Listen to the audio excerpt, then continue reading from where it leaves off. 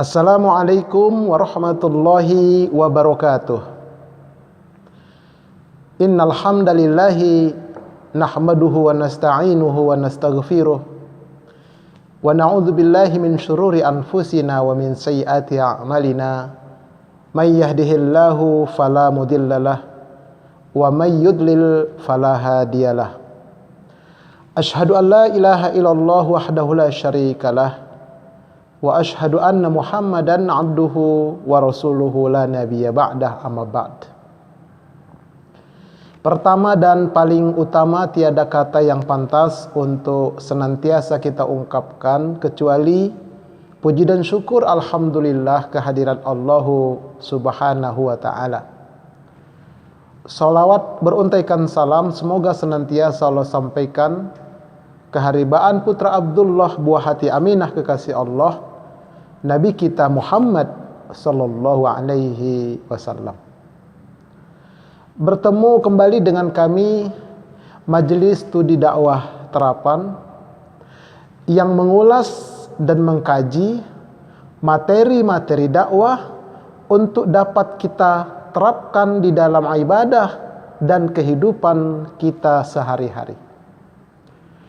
Sahabat-sahabat Majelis Studi Dakwah Terapan yang dimuliakan oleh Allah Subhanahu wa ta'ala, pada pertemuan kita kali ini kita akan mengulas dan mengkaji tentang masalah takut. Jadi takut itu bisa dikelompokkan menjadi dua. Yang pertama, takut yang salah, dan yang kedua, takut yang benar. Takut yang salah ini dapat mengundang penyakit, terutama penyakit corona. Tidak hanya mengundang penyakit corona, bahkan bisa menyebabkan seseorang itu, kalau dia takutnya salah, menjadi meninggal dunia. Sebaliknya, kalau takut yang benar, itu dapat mencegah penyakit, khususnya mencegah corona. Dan tidak sampai di situ, kalau takutnya benar, dapat menyelamatkan seseorang dari dunia sampai ke akhirat kelak. Seperti biasa, akan saya sajikan dalam format PowerPoint yang divideokan. Mari kita ikuti pertemuan yang kedua.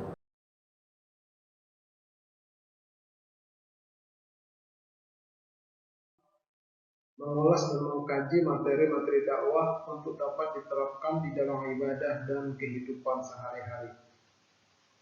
Untuk menyaksikan video-video saya sebelumnya, silahkan ketik di YouTube Ustadz Arifin Purba Official. Namun dengan kerendahan hati, bagi yang belum subscribe, like, and share, ditunggu ya.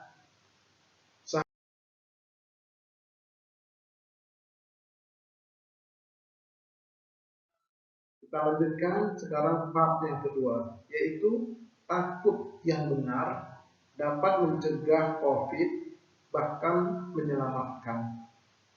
Pada part yang pertama kita sudah mengkaji tentang takut yang salah. Saat ini kita akan mengulas tentang takut yang benar untuk dapat kita terapkan di dalam kehidupan kita sehari-hari. 3 aliran setidaknya. Yang pertama, takut menurut Jabariyah. Jadi menurut Jabariyah, mereka tidak ada takutnya, terutama terhadap corona, sebab semuanya sudah ditakdirkan oleh Allah. Yang kedua, takut menurut Qadariyah. Orang-orang Qadariyah sangat takut kepada corona, takut sekali, sampai-sampai mereka itu panik. Ini sudah kita terangkan dan kita jelaskan pada part yang pertama. Pada kesempatan kali ini kita akan mengulas takut menurut Ahlus Sunnah wal Jamaah. Ini lebih jalan tengah dia. Jadi adanya di tengah-tengah. Tidak ekstrem kanan, tidak pula ekstrem kiri. Jadi Ahlus Sunnah wal Jamaah itu selalu berada di tengah-tengah.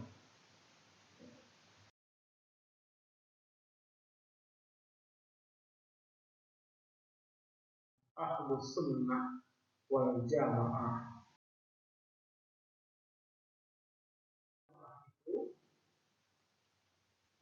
Secara etimologi atau secara bahasa, Ahlus Sunnah wal Jamaah dapat dikonsepsikan ahlun berarti pemeluk aliran atau pengikut mazhab.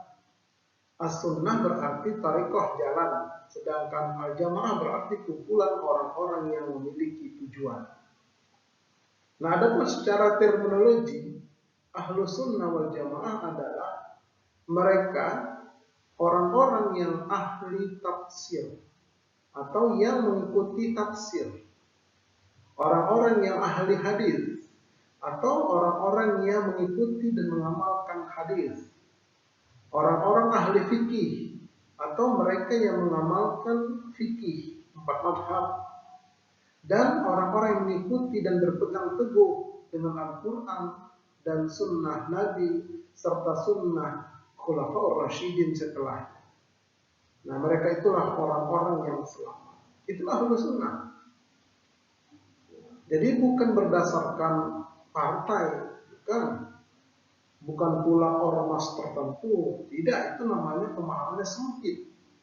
Kalau begitu nanti hanya ada di Indonesia, paling tidak ada, kan tidak boleh begitu. Jadi terlalu sempit kalau pemahaman seperti itu. Iman itu wajib diuji. Ini menurut akidah Ahlus Sunnah wal Jamaah. Sebagaimana Allah berfirman, Bismillahirrahmanirrahim. Ahasiban nasu ayyutraku ayyakulu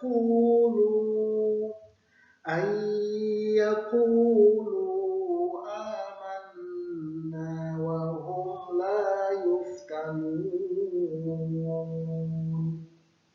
Apakah manusia itu mengira bahwa mereka dibiarkan saja ketika mereka mengatakan kami telah beriman, sedangkan mereka tidak diuji lagi? Nah, jadi ketika seseorang mengaku beriman kepada Allah, jangan merasa girang dulu, jangan merasa senang dulu. Kenapa? Karena kata Allah, diuji terlebih dahulu. Wajib diuji keimanan itu. Nah, untuk apa ujian? Walaqad fatanna alladzina min qablihim falaya'lamanna Allahu alladzina sadaqu walaya'lamanna al-kadzibin. Dan sesungguhnya kami telah menguji orang-orang yang sebelum mereka. Maka sesungguhnya Allah mengetahui orang-orang yang benar imannya, dan sesungguhnya Allah mengetahui orang-orang yang dusta imannya. Jadi iman itu wajib diuji. Tujuannya apa? Untuk mengetahui siapa yang imannya benar dan siapa yang imannya dusta, bohong. Mengaku beriman ternyata tidak diakui di sisi Allah keimanannya. Kenapa? Karena begitu diuji, dia gagal. Ya, dia tidak bisa melawan ujian itu, dia tidak bisa bertahan dengan ujian itu. Nah, baik, kalau begitu ujiannya disebutkan dalam surah Al-Baqarah. Bismillahirrahmanirrahim. Walanabluwannakum bisyai'in minal khawfi wal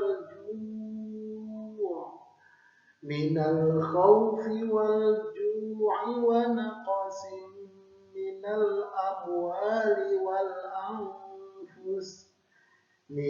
amwali wal anfusi wath thamarat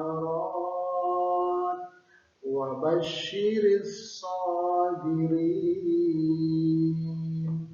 Dan sesungguhnya akan kami berikan cobaan atau ujian kepada kamu dengan sedikit ketakutan, kelaparan, kekurangan harta, kekurangan jiwa, dan kekurangan buah-buahan. dan berikanlah berita gembira kepada orang-orang yang sabar. Al-Baqarah 155. Jadi berdasarkan ayat ini ada 5 bentuk ujiannya. Mari kita berfirman, yang pertama bentuk ujian itu adalah minal khauf. Apa itu minal khauf? Ketakutan. Nah, sekarang inilah iman kita, orang-orang beriman diuji. Dengan apa? Ketakutan terhadap corona, COVID-19. Luar biasa. Ya, sebagaimana sudah sampaikan pada part yang pertama, ada orang yang sangat takut sampai panik. Karena memang informasi itu sedemikian rupa diinformasikan lewat media elektronik, lewat berbagai macam media. Jadi masyarakat jadi takut, jadi khawatir, jadi cemas, jadi panik. Nah, ini sekarang ini lah. Jadi ini adalah apa yang disebutkan oleh Allah dalam Al-Quran, dan ini merupakan ujian keimanan. Diuji kita dengan rasa takut. Nah, apakah takut kita benar atau takut kita salah? Pada pertemuan terdahulu saya sudah sampaikan takut yang salah. Nah, ini kita akan lanjutkan takut yang benar. Diuji dengan rasa takut. Nah, kemudian rasa takut atau ketakutan ini nanti akan naik dia ke peringkat yang kedua, yaitu kelaparan. Kenapa? Karena orang tidak bisa mencari nafkah. Semuanya di lockdown, disuruh tinggal di rumah, tapi tidak ada makan, tidak diberi makan. Ayam saja, burung saja, kucing saja, kalau dikurung terus, nggak dikasih makan, mati. Nah, apalagi manusia. Jadi kelaparan. Ini dia, kelaparan. Nah, kalau sudah kelaparan, yang ketiga, apa yang ketiga? Penjarahan. Akan terjadi nanti penjarahan. Karena orang lapar. Yang dijarah apa? Misalnya semua mart, Alfamart, Indomaret, mal-mal, ya toko-toko yang bukan pribumi dijarah semua nanti. Karena sudah kelaparan. Ya, sudah kelaparan nih. Akan dijarah. Nah, setelah terjadi penjarahan itu, apa yang terjadi? Yang keempat, pembunuhan. Terjadi pertumpahan darah. Baik itu perang senjata atau perang tanpa senjata. 2-3 tahun ke depan banyak yang mati mendadak. Entah itu karena vaksin yang dimasukkan ke dalam tubuh atau karena apa. Tapi ini dalam Al-Quran akan banyak nanti pembunuhan-pembunuhan, mati mendadak. Nah, setelah itu yang kelima, apa yang kelima? Yang kelima itu yaitu paceklik. Ya. Paceklik itu kemarau panjang, kemudian dukhon, nah ketika itulah Dajjal keluar. Nah, ini urutannya, hamba Allah. Ya. Jadi tentang Dajjal ini sudah saya sampaikan pada video sebelumnya tentang tanda-tanda kiamat besar. Jadi paceklik itu nanti kemarau panjang 3 tahun berturut-turut. Kenapa? Karena ada dukhon. Ya, ada dukhon, meteor jatuh ke bumi ini. Kemudian terjadi gesekan dengan atmosfer bumi kita. Terjadi badai matahari di atas sana. Nah, kemudian satelit semuanya hancur semua. Maka 3 tahun itu kemarau panjang, gelap. Nah, saat itulah Dajjal keluar. Jadi sekarang ini kita baru pada fase yang pertama, ketakutan. Jadi masih panjang perjalanan uji iman kita ke depan. Masih panjang. Nah, jadi bagaimana takut yang benar? Langkah-langkah untuk membentuk takut yang benar. Ini yang harus kita terapkan. Yang pertama, menyandarkan rasa takut hanya kepada Allah. Ini yang langkah pertama ya. Sebagaimana Allah berfirman, Bismillahirrahmanirrahim. Innama dzalikumul syaitanu yukhawwifu awliya'ah fala takhafuhum wakhafuni in kuntum mu'minin. Sesungguhnya Mereka itu tidak lain hanyalah syaitan yang menakut-nakuti kamu dengan kawan-kawannya orang-orang musyrik Quraisy ketika itu. Nah, kalau sekarang lebih banyak lagi. Karena itu janganlah kamu takut kepada mereka, tetapi takutlah kepadaku jika kamu benar-benar orang beriman. Jadi orang yang betul-betul beriman itu menyandarkan takutnya hanya kepada Allah, bukan kepada selain Allah, bukan kepada musuh-musuh Islam, bukan kepada COVID-19, bukan. Ya kepada Allah itu yang pertama disandarkan. Nah, bagaimana Ustaz? Kita kan manusia, tentu ada rasa takut kepada COVID, betul. Tapi jangan sampai mengalahkan takut kita kepada Allah. Ini yang terjadi, orang lebih takut kepada COVID daripada kepada Allah. Ya misalnya ada satu video itu lagi makan rame-rame. Tiba-tiba ada yang satu orang berkata, ini kok nggak ada rasanya, langsung bubar semua. Nah, jadi kata mereka salah satu ciri orang terpapar COVID itu ketika makan tidak ada rasa. Begitu takutnya orang. Padahal Allah dalam Al-Quran mengancam, kalau begini ancamannya ini neraka. Tidak ada takutnya. Tidak ada takutnya. Ini hamba-hamba Allah. Jadi oleh karena itu langkah-langkahnya agar takut kita benar menurut akidah Ahlussunnah wal Jamaah, betul-betul sandarkan rasa takut itu kepada Allah, kepada azabnya, kepada tegurannya, kepada siksaannya, kepada nerakanya. Betul-betul kita takutnya kepada Allah. Nah, kalau ada takut kepada selain Allah, itu kita harus redam dia.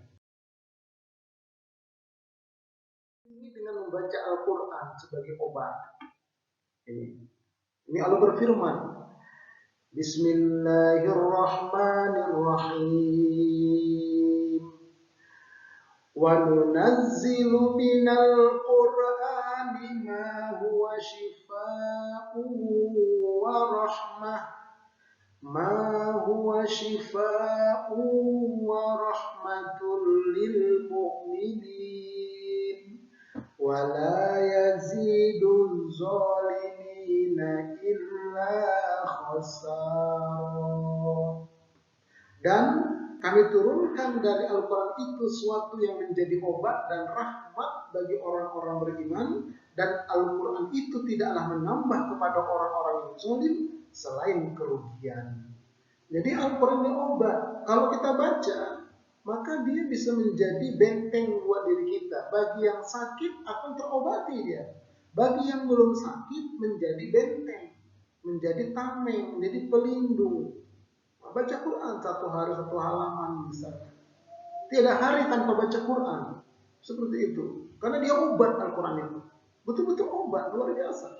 Dengan khusyuk. Ketika kita membacanya kita ingat ini firman Allah yang pernah keluar lewat lisan malaikat Jibril, yang pernah keluar lewat lisan yang mulia Rasulullah SAW, yang pernah keluar lewat lisan para sahabat-sahabat dan keluarga Nabi, yang pernah keluar lewat lisan kita. Itu Al-Quranul Karim. Baca dia, dibaca dia. Maka menjadi obat. Sehingga rasa takut kita itu betul-betul tertuju kepada Allah SWT. Ditambah lagi zikir pagi dan zikir petang. Disebutkan dalam hadis, Sami'tu Utsmana ya'ni Ibn Affan yaqul, Sami'tu Rasulullah sallallahu alaihi wasallam yaqul, man qala, barang siapa yang membaca Bismillahilladzi la yadurru ma'asmihi syai'un fil ardi wa la fis sama' wa huwas sami'ul alim. Thalatha maratin, sebanyak 3 kali, lam tusibahu faja'atu bala'in hatta yusbiha, wa man qalaha hina yusbihu thalathu maratin lam tusibahu faja'atu bala'in hatta yumsiya. Nah, jadi kata Nabi di sini, barang siapa yang membaca zikir di atas itu sebanyak 3 kali, maka dia tidak akan ditimpa bala yang mengejutkan sampai pagi hari. Dan siapa yang membacanya pada waktu pagi 3 kali, maka tidak akan ditimpa bala yang mengejutkan hingga sore hari. Ini zikir pagi petang, dibaca ini. Dan ini sudah saya sulitkan dalam buku saya. Ya, kalau mau memilikinya silakan lihat lagi nanti dalam pelatihan menerjemahkan bacaan sholat kata per kata. Ya, di sana ada bukunya saya sampaikan. Jadi baca itu zikir pagi petang. Habis sholat subuh, pulang kita ke rumah, baca di rumah. Habis sholat asar, kita balik ke rumah, baca di rumah. Setiap hari niatkan untuk perlindungan kepada diri kita dan keluarga kita. Tapi lagi dengan zikir Nabi Yunus. Ini. An abihi an Sa'din qala Rasulullah sallallahu alaihi wasallam da'watu zinnuni idda'a wa huwa fi batnil huti la ilaha illa anta subhanaka inni kuntu minadh dhalimin fa innahu lam yad'u biha rajulun muslimun fi syai'in qattun illa istajaba Allahu lahu. Nah, siapa membaca doa di atas, kata Nabi di sini, sesungguhnya tidaklah seorang muslim berada dengannya dalam satu masalah, melainkan Allah kabulkan baginya. Ya, kita sekarang ini masalah COVID seperti ini, COVID-19. Kita baca ini di rumah. Ya, karena Nabi Yunus ini dibaca ketika di perut ikan nun gelap. Nah, sekarang kita berada di rumah, di lockdown, dikurung kita di rumah. Baca ini sebanyak-banyak. Setiap muslim yang mukmin baca ini, maka nanti kita akan dikeluarkan oleh Allah dengan cara Allah. Ya, entah virusnya itu nanti dilenyapkan oleh Allah atau penyebab virusnya itu dihancurkan oleh Allah. Baca ini. Ini kekuatan zikir Nabi Yunus. Tapi semua kita membaca kaum muslimin. Ini silakan dipoto, dipotret, baca itu, dihafal yang di garis bawah itu. Baca itu, maka kita akan ditolong. Tapi kompak kita membacanya semua. Ya, dengan kekuatan doa, zikir dan doa, insya Allah bisa ditolong. Allah Maha Kuasa. Ini sabdanya sahih hadisnya. Mari sama-sama kita amalkan ini. Zikir Nabi Yunus. Habis sholat kita baca sebanyak-banyaknya. Tengah malam habis tahajud kita baca. Sedang berdiri kita baca terus. Dalam keadaan datang bulan boleh baca. Karena bukan ayat dia, tapi doa dari Nabi Yunus. Ini disampaikan di hadis, kita lihatnya baca hadisnya ini. Nah, ini yang dilengkapi dengan zikir Nabi Yunus. Kemudian dilengkapi lagi, zikir dapat menenteramkan jiwa pada saat seorang mengalami kegelisahan atau kegoncangan jiwa karena menghadapi banyak masalah duniawi seperti kita sekarang ini, maka obatnya zikir. Sebagaimana Allah berfirman, Bismillahirrahmanirrahim. Alladzina amanu wa tatma'innu qulubuhum bi dzikrillah. Ala bi dzikrillah tatma'innul qulub. Yaitu orang-orang yang beriman dan hati mereka menjadi tentram dengan mengingat Allah. Ingatlah, hanya dengan mengingat Allah lah hati menjadi tentram. Itu zikir, ingat kepada Allah. Zikir pada sholat, zikir kapan saja. Tentunya zikirnya itu sesuai dengan tuntunan. Banyak-banyak berzikirlah, jiwa kita akan tentram. Kemudian membaca doa di bawah ini. Kalau kita terpapar sakit apapun. An Aisyah radhiyallahu anhuma anna Nabiy sallallahu alaihi wasallam radhiyallahu anha anna Nabiy sallallahu alaihi wasallam kana yu'awwidhu ba'da ahlihi yamsahu bi yadihi al-yumna wa yaqul Allahumma rabban nas adhibil ba'sa ishfi wa anta syafi la shifaa illa shifauka shifaan la yughadiru saqaman. Dari Aisyah, semoga Allah meridhoinya, bahwa Nabi meminta perlindungan kepada Allah untuk keluarganya dengan memegang bagian yang sakit dengan tangan kanan beliau, lalu melafazkan doa yang di atas itu. Ya Allah, Tuhan manusia, hilangkanlah penyakit ini, sembuhkanlah penyakitnya. Engkau adalah penyembuh. Tidak ada kesembuhan kecuali kesembuhan dari Engkau, kesembuhan yang tidak meninggalkan bekas. Pegang yang sakit. Kalau kita sendiri pegang mana yang sakit? Tidak ada yang sakit. Tenggorokan yang sakit pegang. Orang yang sakit pegang dia. Bacakan ini. Tapi sebelum dibaca, diamalkan dulu. Ya, diterapkan dulu dalam diri kita. Ya, kita asah dulu dia dalam jiwa kita. Kita asah mendarah daging ketika kita pakai, makbul dia. Tapi kalau kita sambil membaca dia, kita baca, itu kurang makbul. Ya, diamalkan dia sampai kita hafal. Sampai kita hafal. kita jiwai dia. Nah, baru ketika ada yang sakit atau kita sakit, kita pegang atau diwiridkan ini. Insya Allah bisa menghindarkan atau mengobati penyakit. Tenang batin kita, takut kita kepada Allah. Disempurnakan dengan sedekah. An Anas bin Malik qala Rasulullah sallallahu alaihi wasallam, inna sadaqata la tudfi'u ghadaba rabbi wa tadfa'u an maitatis su. Sesungguhnya sedekah itu dapat meredam murka Allah atau penyakit dari Allah dan menolak mati su'ul khotimah.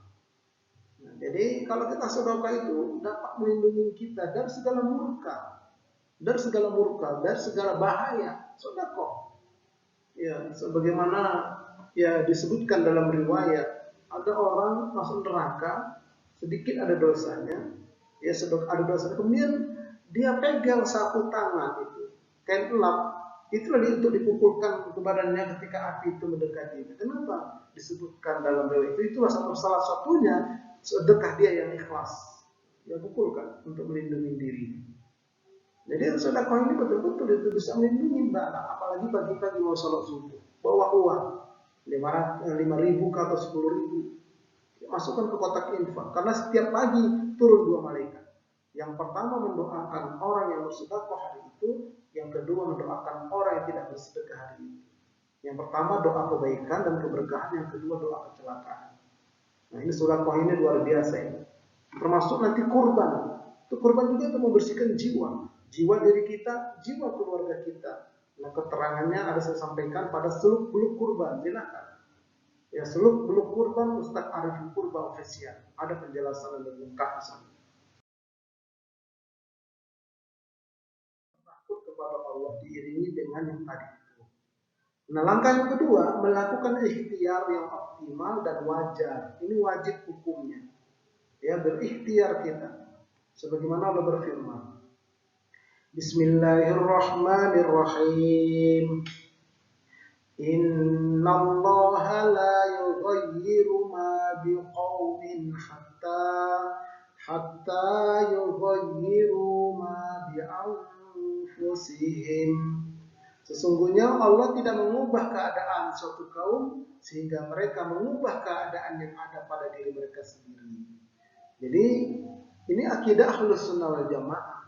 Jadi selain kita sudah menyerahkan takut kepada Allah diiringi dengan baca Quran, doa dan zikir tadi di atas, yang kedua kita wajib ikhtiar. Ya, wajib kita melakukan ikhtiar, apalagi terkait dengan COVID-19 ini. Ya, ikhtiar yang optimal, yang wajar. Nah, bagaimana ikhtiarnya? Menjaga dan meningkatkan imunitas tubuh. Ini ikhtiarnya.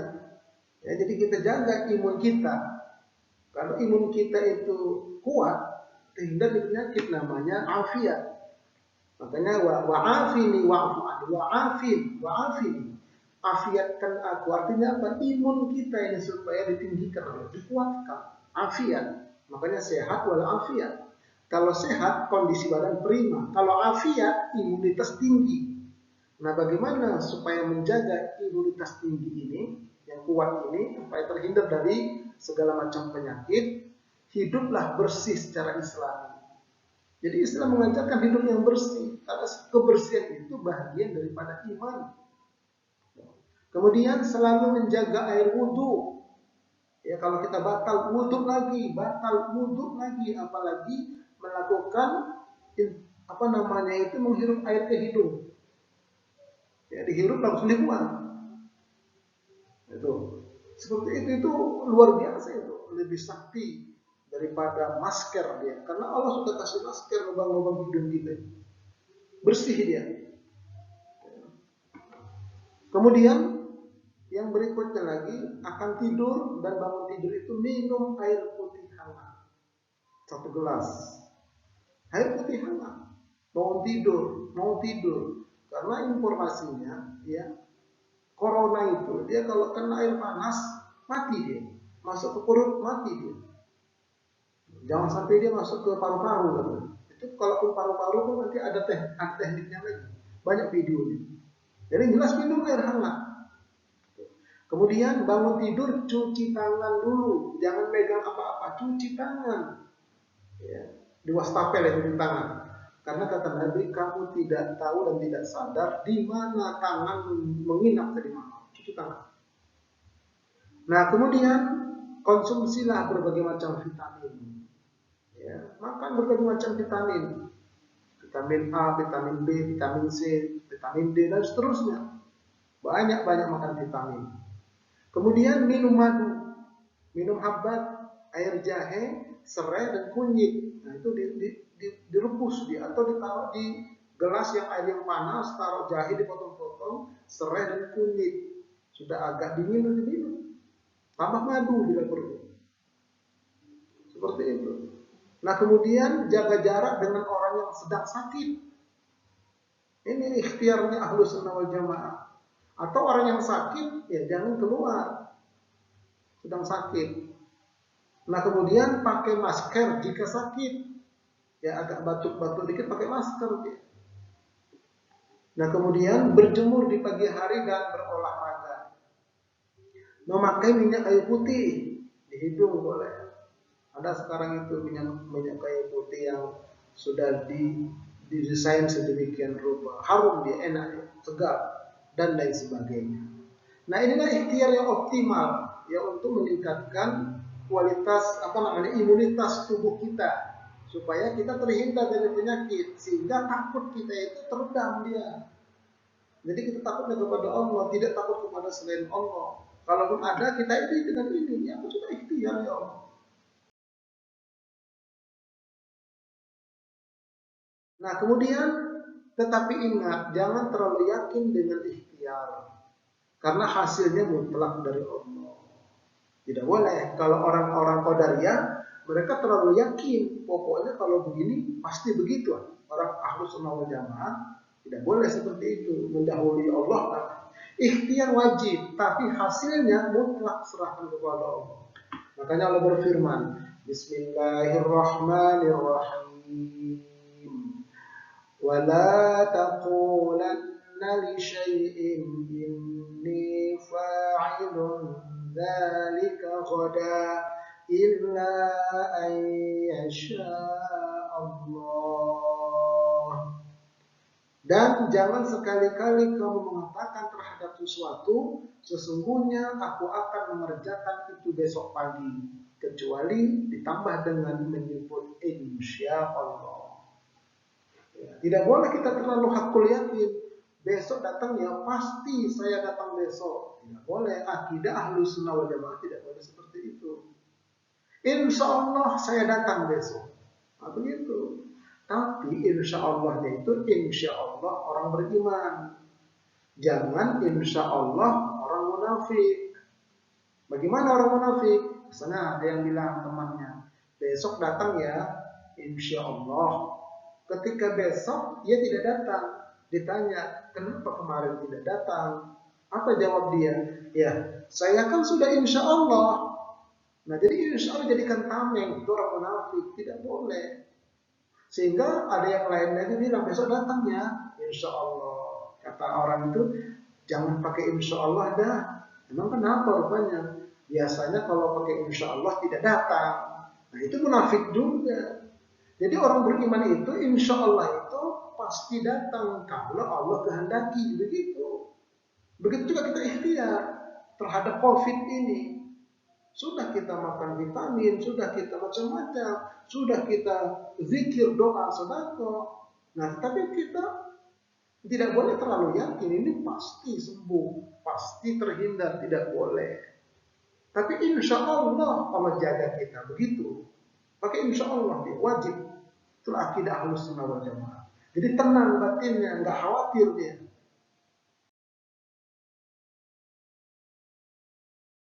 Ketiganya, melakukan tawakal setelah kita ikhtiar.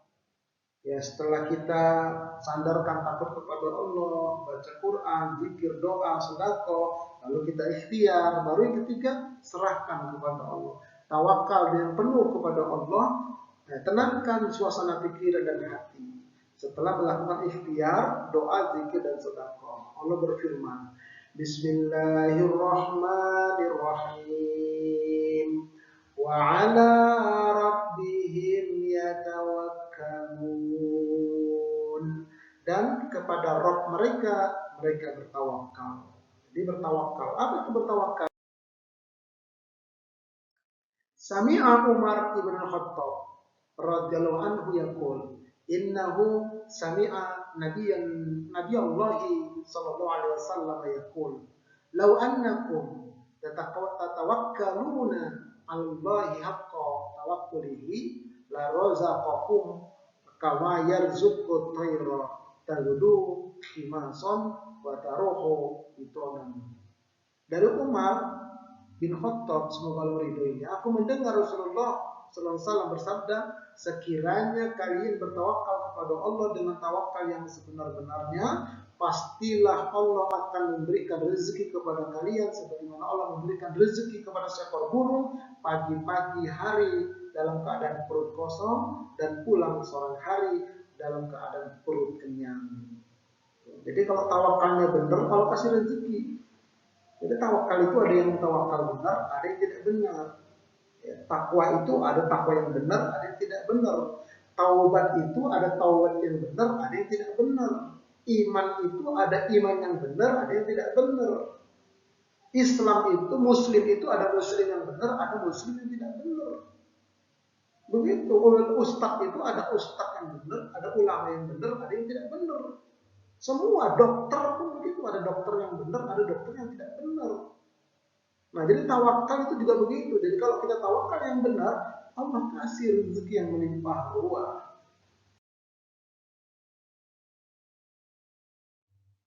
Sami'tu Anas ibn Malik yaqul qala rajulun ya Rasulullah aqiluha wa atawakkalu aw udliquha wa atawakkalu qala iqilha wa tawakkal.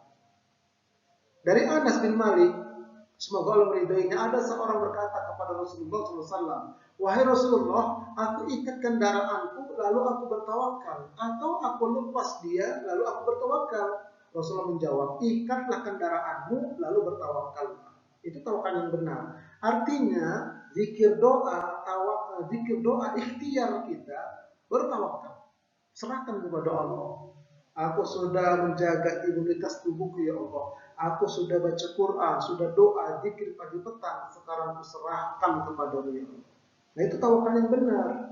Tawakal yang seperti itu yang benar itu. Oleh sebab itu, ya sebaiknya ini salah satu juga ini bentuk tawakal kita ya. Stoplah pemberitaan yang berlebihan tentang corona. Ini ya TV dan sebagainya. Stop. Ya. Tapi kata mereka ya bagaimana? Kami kan tergantung bayaran. Ya, sudah kalau begitu tidak bisa kita menyuruh mereka. Lalu bagaimana? Dari kita yang dari masyarakat. Hindari rasa takut itu yang berlebihan terhadap corona. Artinya kurangi menonton berita tentang corona. Begitu ada berita, pindah channel, matikan TV-nya. Hindarkan berita-berita yang menakutkan itu. Nah, jadi takut kita juga ada hilang. Ya, tenang pikiran kita, batin kita, pikiran kita tenang, hati kita tenang. Tapi kalau terus kita mendengar, kita melihat, sengaja kita penasaran, itu batin menjadi goncang. Itu bukan tawakal. Nah, kemudian jauhi rasa khawatir dan cemas, karena hal itu akan menyebabkan timbulnya kepanikan. Nah, kemudian kalau masih ada rasa khawatir, ragu dan cemas, atau bahkan panik, maka berarti tawakalnya belum sempurna. Oh, saya sudah tawakal, tapi masih takut dia. Itu belum tawakal. Makanya untuk meninggalkan itu, stop menonton berita tentang corona atau yang lainnya. Nah, perbanyaklah baca doa, zikir dan sebagainya. Meningkatkan imunitas tubuh. Serahkan kepada Allah. Tawakal dengan penuh, dengan tawakal yang benar. Tidak ada curiga sama kawan. Salaman. Ya, kenapa salaman itu sama orang beriman itu menghanguskan dosa. Jadi dosa saja hangus, apalagi virus, begitu logikanya. Nah, itu orang beriman seperti itu, aku yakin dia. Ya. Nah, kemudian sholat pun begitu, rapatkan, karena tidak ada syariat yang membahayakan umat. luruskan dan rafatkan saf kamu, kata Nabi. Ya, di zaman sahabat, di zaman dulu tidak ada sebahaya pun konun, tidak ada merenggang-renggangkan sholat, karena syariat itu tidak membahayakan. Jadi kalau di masjid ikutilah protokol syariat. Nah, itu yang benar itu. Kalau ternyata di tempat itu renggang-renggang, dalam hati kita tidak suka. Saya benci yang seperti ini, tidak sesuai dengan syariat, itu dalam hati. Itulah lemah iman, kata Nabi. Kalau kita melihat kemungkaran yang bertentangan dengan syariat. Nah, yang keempat, setelah kita tawakal, kita bersyukur dan gembira jika kita sehat dan selamat. Allah berfirman, Bismillahirrahmanirrahim.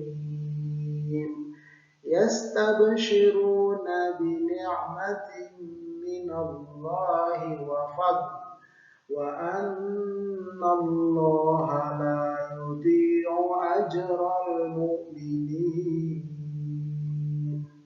Mereka bergirang hati dengan nikmat dan karunia yang besar dari Allah, dan bahwa Allah tidak menyia-nyiakan pahala orang-orang beriman. Jadi alhamdulillah setelah kami ikhtiar, ya, kemudian baca Quran, zikir, doa, sedekah, kami tawakal, dan alhamdulillah kami sehat, gembira dia, senang dia. Kenapa? Sehat, nikmat dari Allah. Nikmat Islam, nikmat iman, nikmat oksigen. Ini nikmatin oksigen ini. Ya, jangan dibatas-batasin kalau kita sehat. Nikmatin oksigen ini. Gembira kita. Ya, niatnya menikmatin nikmat Allah. Bergembira kita atas nikmat Allah. Jadi bawa happy, bawa senang. Lisan kita selalu mengucapkan hamdalah. Allah berfirman, Bismillahirrahmanirrahim.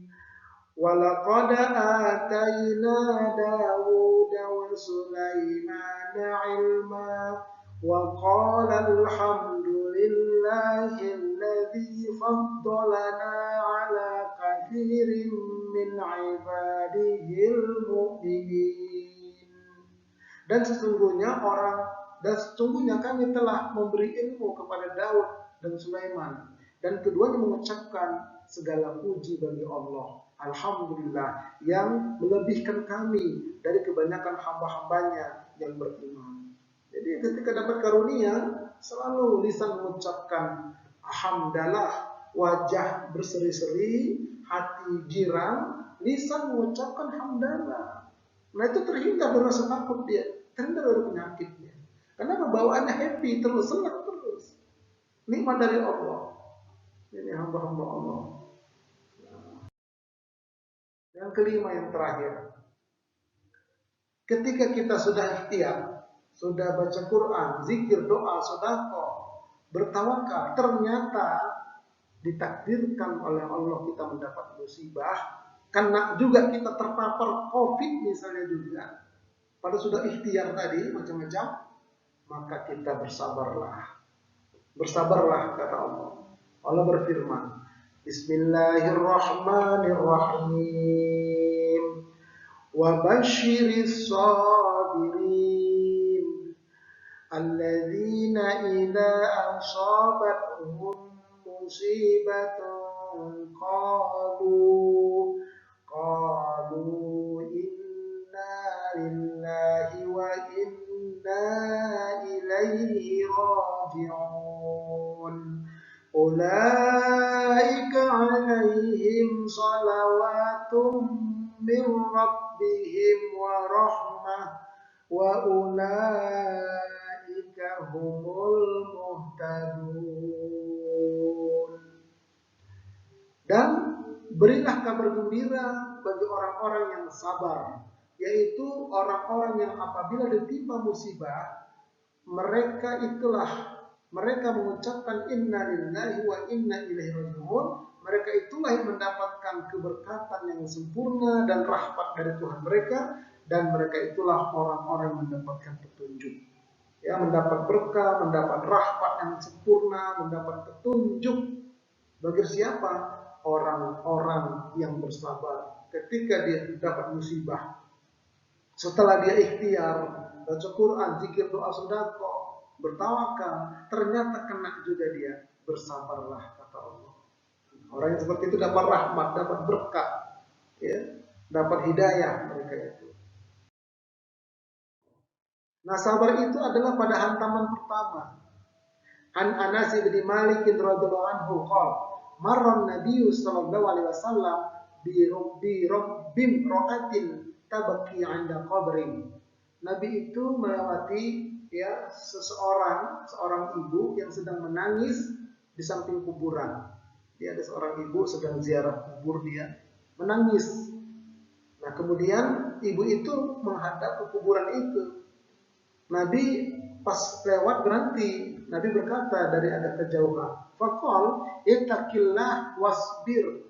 Nabi katakan, bertakwalah kepada Allah wahai ibu, bersabarlah. Qalat, nah ibu itu menjawab tanpa melihat, ilaika anni fa innaka lam tusab bi musibati wa lam ta'rifhu. Jadi kata dia, ya karena engkau tidak mengalami dan engkau tidak tahu apa yang sedang gua alami. Jadi bisa saja engkau berkata begitu, kira-kira begitu bahasa. Engkau tidak merasakan bagaimana musibah yang kurasakan ini, dan engkau tidak tahu. Fakilalah, dia tidak tahu seperempuan ini. Fakilalah, maka ada orang yang berkata kepadanya. Tidak tahu orang ini kalau itu adalah Rasulullah. Innahun Nabiyyu sallallahu alaihi wasallam. Tahu nggak kamu bu? Yang tadi itu yang nasihati kamu itu adalah Rasulullah SAW. Terkaget ibu itu. Fa'atat baban Nabi SAW. Lalu ibu ini mendatangi pintu rumah Nabi SAW. Falam tajid indahu. Tapi dia tidak mendapatkan di sisinya. Ya, bawabin. Faqalat. Nah, kemudian akhirnya ketemu juga sama Nabi. Faqalat lam a'rifka. Apa kata dia ketika bertemu dengan Nabi? Aku tidak mengetahui kalau itu engkau ya Rasulullah. Maafkan aku, kira-kira begitu bahasanya. Faqala, maka Nabi bersabda, innama sabru 'inda sadamatil ula. Sesungguhnya sabar itu adalah pada hantaman pertama. Itu dikatakan sabar di situ. Ketika pertama kali mendapat musibah, di situ dia mengatakan innalillah wa inna ilaihi raji'un. Itu bernamanya sabar yang benar. Ya, jangan ngomel-ngomel dulu, meratap-ratap dulu, sudah lama baru sabar. Nggak begitu, itu belum sabar namanya. Nih contoh ini, kita yang merantau, ya, saya dari Medan ke Jakarta. Kalau kita merantau, siap-siap dua kemungkinan. Kalau tidak kita diberitakan ke kampung kita meninggal, atau kita mendapat berita meninggal dari kampung. Nih, saya pengalaman ini. Jam 4 pagi itu telepon saya berbunyi. Jadi kalau tengah malam telepon berbunyi itu siap-siap lah itu. Pasti musibah itu, nggak mungkin bisnis. Musibah itu. Jam 4 pagi saya angkat. Ini adik saya nih. Saya langsung angkat. Assalamualaikum. Ayah meninggal ya. Terkaget ya saya. Kok abang tahu lagi ini hari kau telepon. Nah kemudian kok abang tidak kaget bagaimana? Untuk apa kaget? Memang ini musibah. Ini dari Allah. Innalillah wa inna ilaihi raji'un. Tenang. Siapkan, tunggu abang. Langsung ke bandara. Cari tiket pulang. Jadi nggak perlu kita katakan, kenapa tidak dibawa ke rumah sakit? Kenapa kamu tidak urus? Nggak boleh. Tidak boleh menyalahkan siapa-siapa. Terima. Itu namanya musibah. Jadi pada hantaman pertama itulah sabar itu. Begitu kita kena, ya sudah, innalillah wa inna ilaihi raji'un. Itu baru sabar namanya. Ya, jangan sampai mencari kambing hitam menyalahkan yang lain. Tidak sabar namanya. Walaupun kata nanti ujung-ujung baru sabar dia. Iya, saya sabar. Terlambat, bro. Latihan lagi, tunggu lagi musibah yang lain lagi. Begitu caranya. Jadi berlatih terus. Nah, disitulah yang dikatakan orang sabar. Menerima takdir dari Allah dengan sepenuh hati. Ini juga bagian daripada sabar. Ini hadisnya kita lihat. An Abi Hurairah qala Rasulullah sallallahu alaihi wasallam al-mu'minu al-qawiyyu khairun wa ahabbu ila Allah min al-mu'min ad-dha'if.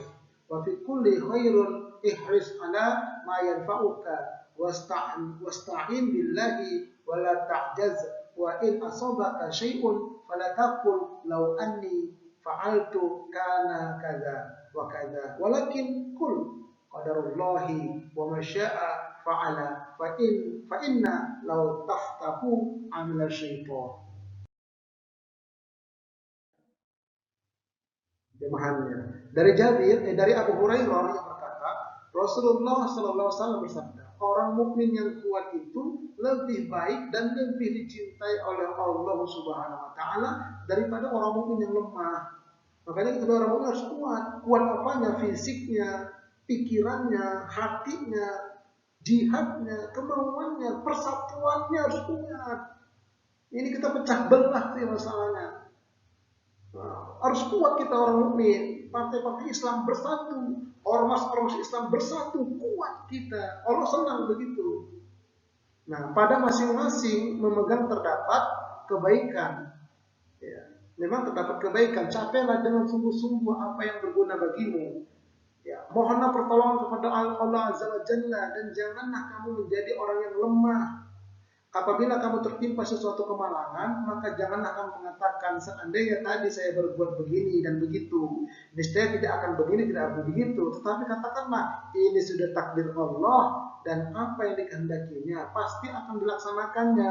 Karena sesungguhnya ungkapan kata lau seandainya akan membukakan jalan bagi setan. Gak boleh. Ini misalnya begini, satu keluarga mau berangkat dari Grogol menuju ke Kampung Melayu. Grogol Jakarta Barat, Kampung Melayu Jakarta Timur. Nah, yang nyupir suaminya. Sebelum berangkat, suaminya bilang, lewat mana kita ini? Lewat tol, Konda, Pancoran, nanti jalan atau Iskandar, baru belok kiri Kampung Melayu. Nah, kemudian atau lewat Selipi sebelah kiri, kita lewat Kasablanka. Nah, kata istri dan anak-anak, kita lewat tol saja, ayah. Baiklah, kenapa tidak Kasablanka? Janganlah dimacet di sana. Baik, masuk tol lah. Masuk tol lewat Kondak masih aman. Begitu dekat Pancoran, macet total. Nah, ada kabar katanya patung Pancorannya turun cuci kaki. Nah, kita kira begitu. Macet total. Nah, suaminya senyum aja dia, tenang aja dia. Loh, abang kok tidak marah-marah, kata istrinya. Iya, papa kok tidak, ayah kok tidak marah-marah. Ini kan maunya kami, maunya ayah kan dari sana tadi. Ya untuk apa marah-marah? Nah, tidak boleh, ini sudah kehendak Allah. Karena kita sudah ikhtiar, sudah sepakat lewat sini supaya lancar. Ternyata qadar Allah kasih macet, terimalah ini. Karena kalau kita bilang kalau itu setan. Kalau kita dari sana, ya kalau tabrakan juga bagaimana? Nah, jadi tidak boleh kalau. Ya sudah, terima itu dengan sabar. Seperti itu. Jadi tidak boleh kita berandai-andai. Pasangan, contoh kedua ini, pasangan suami istri. Waktu masih pengantin baru, indah sekali. Nah, begitu pengantin hampir kadaluarsa, baru sering cekcok di rumah tangga. Akhirnya istri bilang, saya nyesal kawin sama abang. Coba saya belum menikah sama mantan saya. Tidak boleh, Bu. Terimalah suami ibu walaupun hitam pendek, hidup lagi. Sudah takdir itu.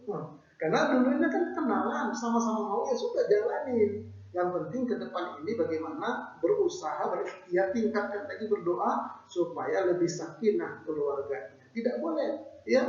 Kalau tidak boleh, terima itu. Nah, itulah. Jadi orang seperti itu sifat takutnya itu hilang. Takut kepada selain Allah hilang. Dia akan betul-betul takutnya kepada Allah, tenang hidupnya.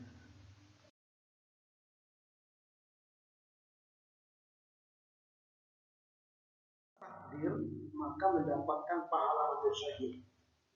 Disebutkan dalam hadis, "Falaisa min abdin yaqa'u ta'un fayamkusu fi baladihi sabiran ya'lamu annahu la yusibahu illa ma kataballahu lahu illa kana lahu mithlu ajri syahid."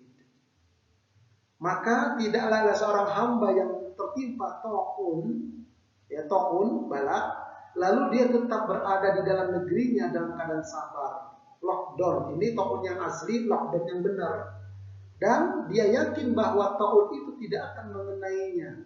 Yakin dia karena sudah ikhtiar, sudah baca doa, sudah berzikir, sudah semuanya, sudah tawakal.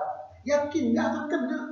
Nah, kata dia kecuali kalau Allah memang memang apa yang telah ditakdirkan Allah mengenai dirinya. Tapi kata dia, kalau memang sudah takdir saya terima, maka bagi dia mendapat pahala seperti orang mati syahid. Ya, dia sudah ikhtiar, dia yakin nggak kena, insya Allah nggak kena, karena saya sudah jalankan semua. Tapi dia ucapkan, tapi kalau ditakdirkan Allah juga kena, saya terima. Tuh syahid bagi dia mati syahid. Nah, seperti itu. Zaman Nabi, zaman Umar bin Khattab dulu, penyakit benjolan di sekitar leher dan panas. Ya.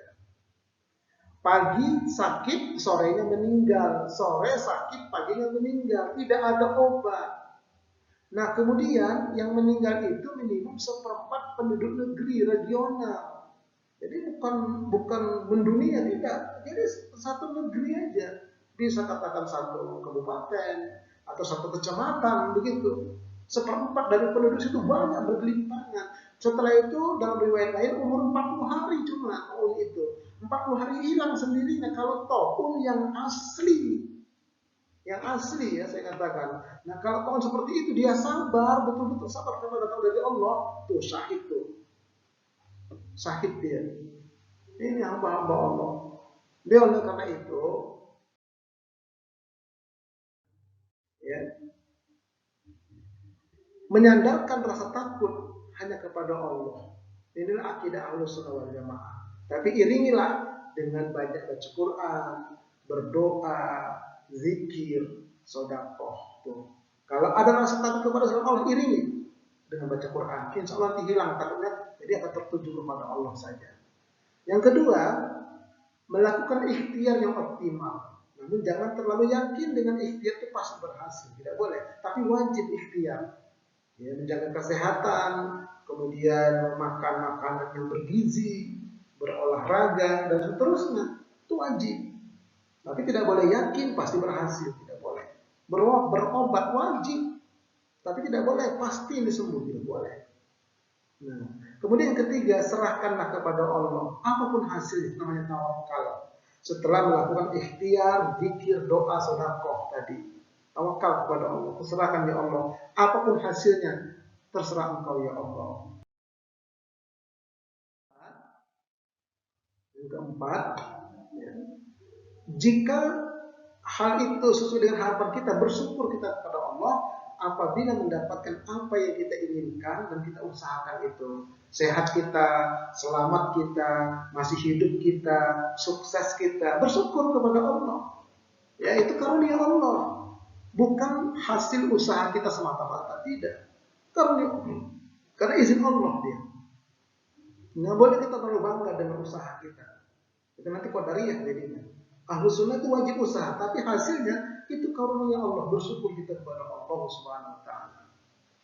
Nah, kemudian terakhir, bersabar jika kita ditakdirkan mendapat musibah, karena hal itu bisa bersyahid. Syahid apa? Syahid dunia. Balasannya bebas azab kubur. Azab akhirat, nah tergantung nanti yaumul hisab. Tentang hisab, buka lagi di channel saya. Tentang yaumul hisab ada Ustaz Arifin Purba Official. Yaumul hisab nampak di insyaallah. Dan hanya Allah yang Maha mengetahui tentang kebenaran yang hak.